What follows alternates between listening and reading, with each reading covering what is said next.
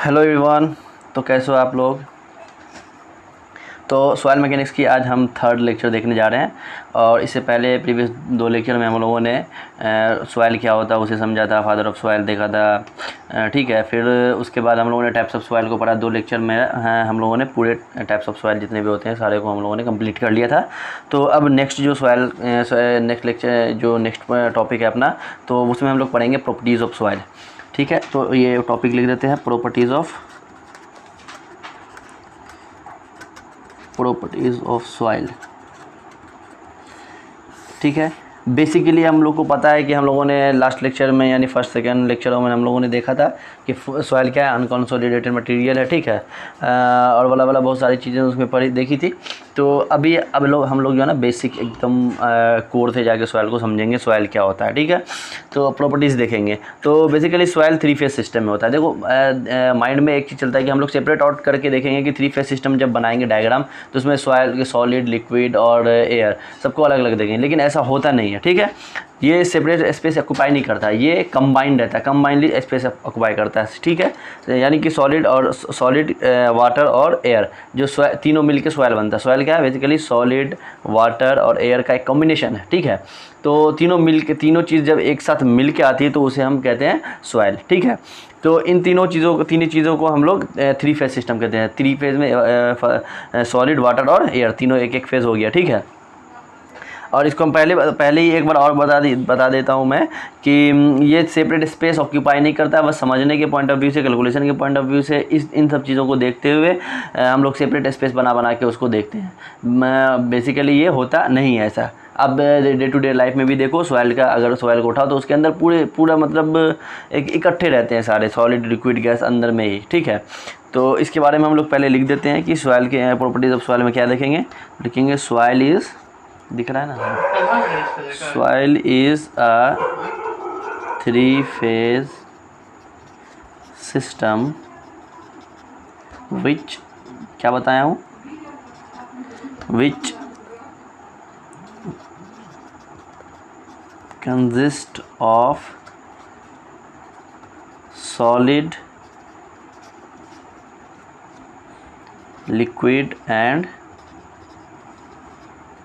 Gases. ठीक है, और that do not occupy separate space, occupy separate space।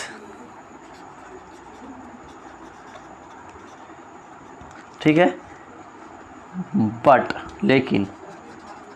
but are balanced with each other, जो कि हम डायग्राम से हम लोग समझेंगे। Balance with each other in definite proportion.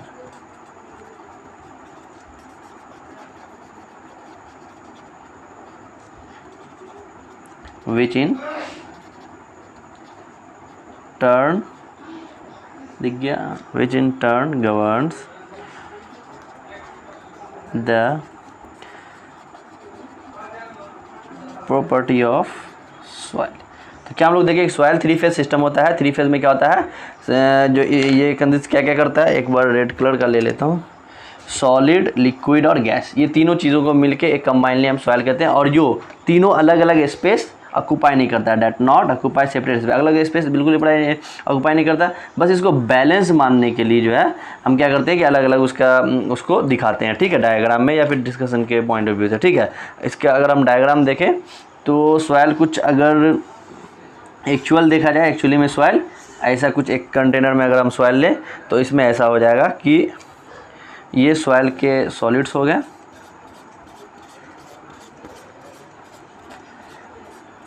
ये सॉइल के सॉलिड्स हो गए, और इसके मिड में होगा वाटर। ठीक है, दिख रहा है पार्ट वाटर, और जो जहाँ पे खाली स्पेस दिख रहा है आपको वो एयर हो गया। तो इस तरह से सॉइल रहता है अपना इन जनरल। ठीक है, लेकिन हम लोग समझने के पॉइंट ऑफ व्यू से क्या करते हैं, इसको अलग अलग सेपरेट आउट करके समझते हैं। जैसा सिमिलर डायग्राम बनाते हैं। ठीक है, थोड़ा बहुत नॉट टू स्केल है डायग्राम। तो इसमें क्या करेंगे, सबसे नीचे बॉटम पे रखते हैं सॉलिड को। ठीक है, और उसके बाद हम रखते हैं वाटर को इस तरह से दिखा देते हैं।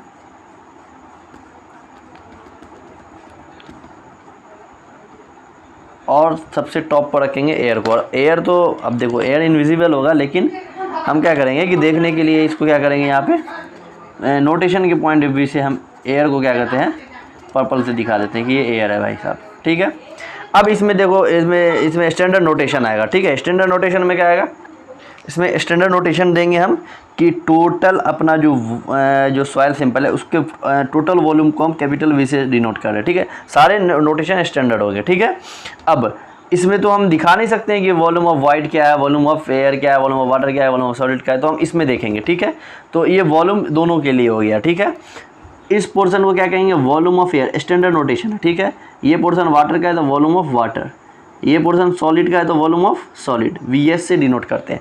ठीक, उसी तरह से हम सिमिलर देखेंगे कि अगर हम वेट के टर्म में बात करें तो ये टोटल जो होगा क्या होगा, कैपिटल डब्ल्यू से इसको डिनोट कर रहे हैं, जो टोटल वेट होगा इस सॉइल का भी, इस सॉइल का भी। ठीक है, अगर हम सेपरेट बात करें तो ये पोर्शन हो गया वेट ऑफ एयर, ये पोर्शन हो जाएगा weight of water W, and ये पोर्शन जो होगा वो वेट ऑफ सॉलिड डब्ल्यू होगा। ठीक है, पूरा नोटेशन क्या है अपना स्टैंडर्ड नोटेशन। और ये क्या है, 3 फेज सिस्टम, इसको क्या कहेंगे, 3 फेज सिस्टम या डायग्राम भी कह सकते हैं।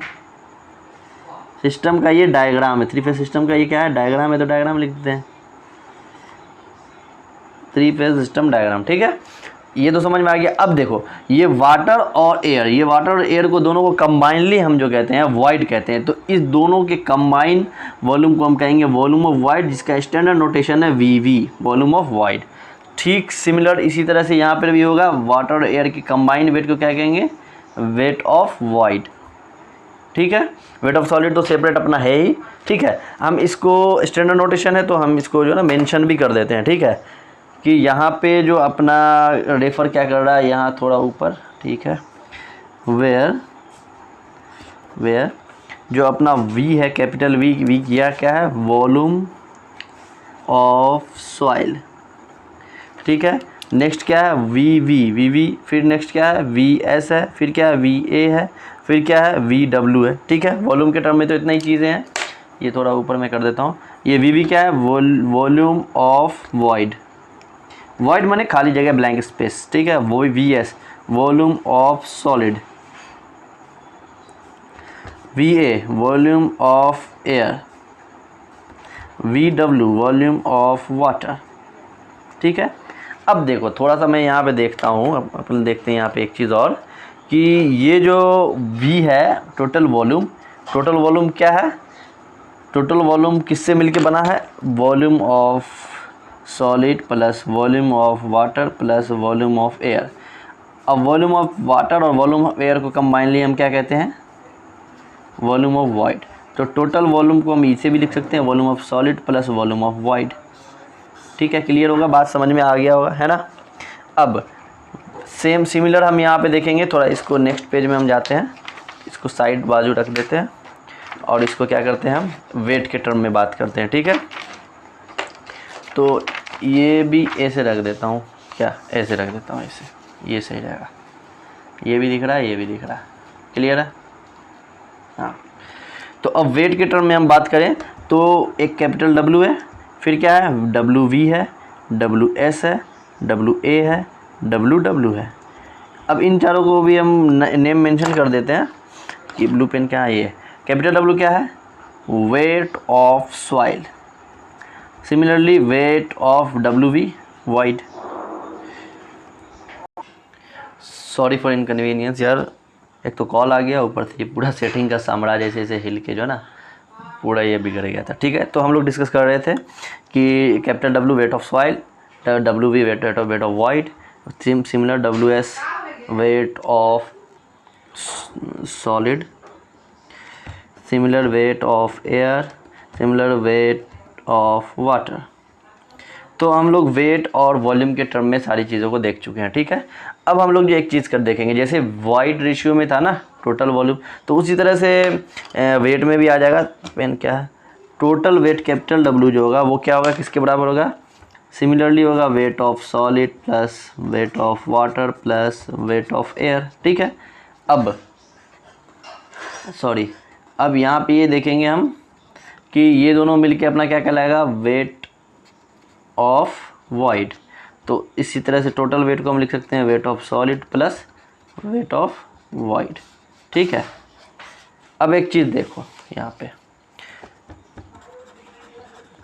नोट, चूँकि हम जानते हैं पहले से कि डेंसिटी ऐसे दिखते हैं ना, डेंसिटी ऑफ एयर जो होता है वो ऑलमोस्ट होता है 1.2 kg पर मीटर क्यूब।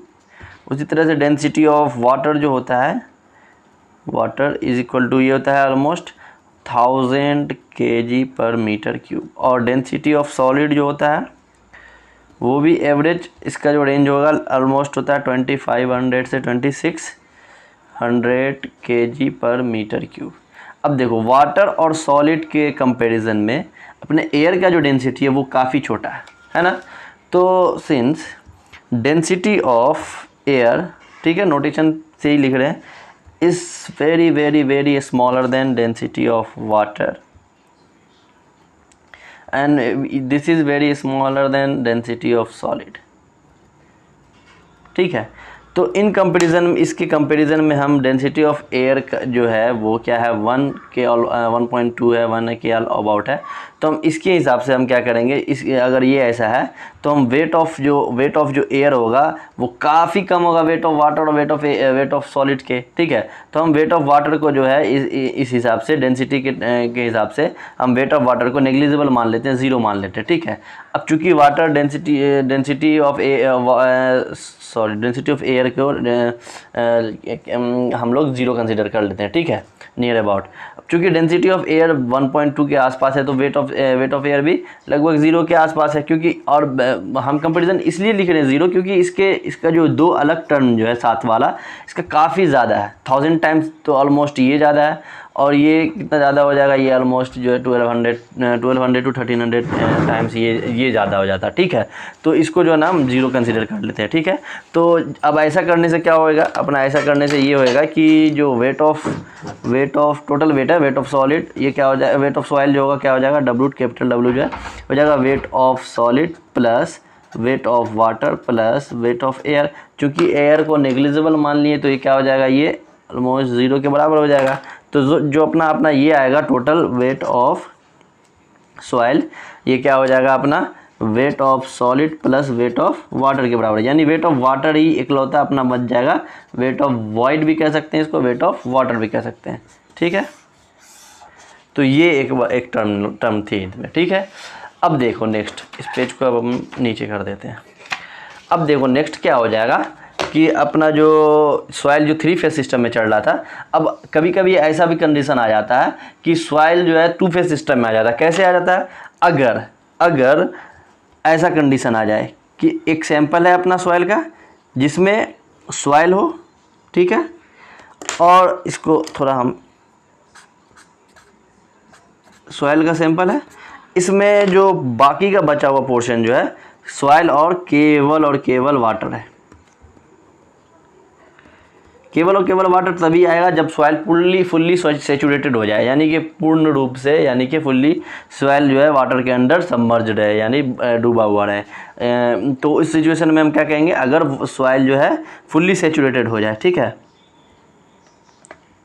सेचुरेटेड सॉइल हो जाए, तो इस कंडीशन में सॉइल 2 फेज सिस्टम में हो जाएगा। क्या होगा, एक तो वाटर और दूसरा क्या हो जाएगा, सॉलिड,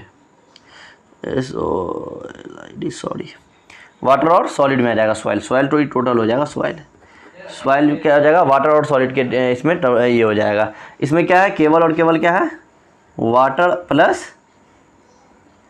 सॉलिड। अगर सॉइल सेचुरेटेड हो जाता है यानी उसके अंदर केवल और केवल वाटर और सॉलिड होगा। सिमिलरली अगर हम सॉइल को ओवन में डाल के उसे ड्राई कर देते हैं, उस कंडीशन में क्या होगा, केवल और केवल सॉलिड और क्या बचेगा, एयर बचेगा। समझ रहे हो, तो केवल और केवल सॉलिड और एयर बचेगा। तो इस सॉइल को हम क्या कहते हैं, इस सॉइल को कहते हैं हम ड्राई सॉइल। क्या कहते हैं, ड्राई सॉइल। सॉइल के अंदर केवल और केवल वाटर और एयर हो, इसके अंदर क्या है, केवल और केवल एयर प्लस वाटर।